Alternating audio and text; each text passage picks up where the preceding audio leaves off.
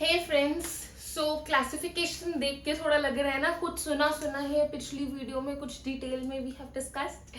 Don't worry, इस video में भी we will be discussing about classification and regression. Although मैंने क्लासिफिकेशन के सारे पॉइंट्स प्रीवियस वीडियो में कवर कर दिए थे, but a way of writing presentation थोड़ा सा मैं इधर भी इंक्लूड करना चाहती थी. एंड ऑल्सो आपको इन दोनों के बीच में एक सिमिलैरिटी एंड डिफरेंस का एहसास करवाना चाहती थी. So come on, let's start with this classification part. Although आप लोग कर चुके हो, बट स्टिल एक बार लेट्स रिवाइज. सो क्लासिफिकेशन में क्या हो रहा है गाइस कि इसमें कैटेगोरिकल डेटा हम देखते हैं. ठीक है, yes, no, 0, 1, maybe male, female, true, false, etcetera etcetera. ठीक है, और हमारा जो भी डेटा सेट होता है वो कैटेगरी वाइज होता है. ठीक है, इसमें ऐसा कोई कॉन्सेप्ट नहीं है कि वो कुछ लंबा आंसर दे रहा होगा या समथिंग. इट विल गिव हाँ सही है, नहीं गलत. ठीक है, समथिंग लाइक दैट. अब व्हाट मतलब सुपरवाइज लर्निंग का पार्ट है ये तो हमें पता ही है. ऑल्सो ये स्पैम डिटेक्शन, मतलब देखो हम लोग मैसेजेस पे जाते हैं, जब जो फोन पे नॉर्मल मैसेजेस होते हैं उस पर भी स्पैम डिटेक्शन होता है. स्पैम मैसेजेस को वो पहले साइड कर देता है. तो वो भी क्या कर रहा है, वो येस नो को ही तो देख रहा है. इट इज सीइंग कि ये स्पैम है, हाँ है, अगर है तो प्लीज इस फोल्डर में, नहीं है तो इस फोल्डर में. ठीक है.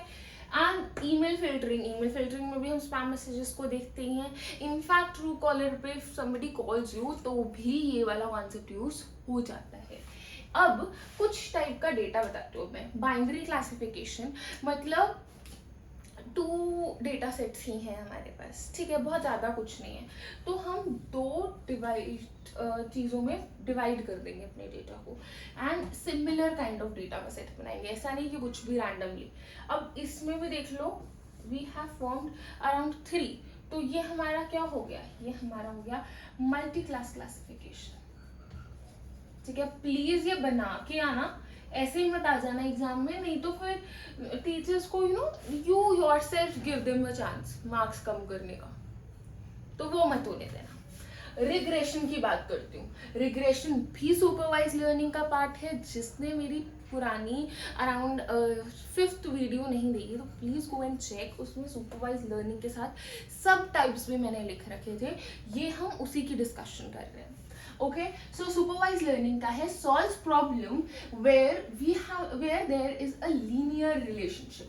ठीक है, between input and output variables. input and output में कुछ linearly formed relation होना चाहिए, मतलब कुछ ऐसा. ठीक है, और ये हमारा continuous output को ही देखता है. Market trends, weather predictions etcetera. Image segmentation medical diagnosis में यूज होता है, फ्रॉड डिटेक्शन में होता है.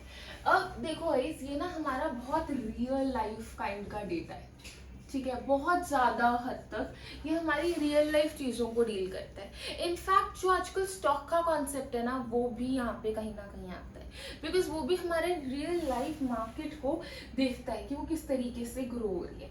ठीक है, देन मेडिकल डायग्नोसिस में तो ये यूज ही हो रहा है. In fact it helps us to find the correlation between dependent and independent variables, and it is used with continuous data. Output must be continuous in nature and or should be a real value. ठीक है, real life values वही बात आ गई again. ठीक है, independent dependent 2 variables होने चाहिए. Output हमारा और इनपुट हमारे दोनों के बीच में एक लीनियर रिलेशनशिप फॉर्म होना चाहिए. एक चीज और बता देती हूँ, जितना क्लोज प्रॉक्सिमिटी से हमारे डेटा ज्वाइंट होगा उतना ज़्यादा वो रियल लाइफ से कॉन्स्ट्रेंट डेटा रहता है. ठीक है, so this is all for this video. Next video में हम अनसुपरवाइज्ड लर्निंग के भी ऐसे ही टाइप्स को देखेंगे. ठीक है, so all the best for your exams guys, and please like share and comment. Please subscribe to the channel and don't forget to hit the bell button. Yeah, so yeah, thank you so much for everything guys, and I need your feedback, so please comments में feedback लिखो, and वो feedbacks matters a lot to me because I'm also learning from feedbacks like machine. All the best.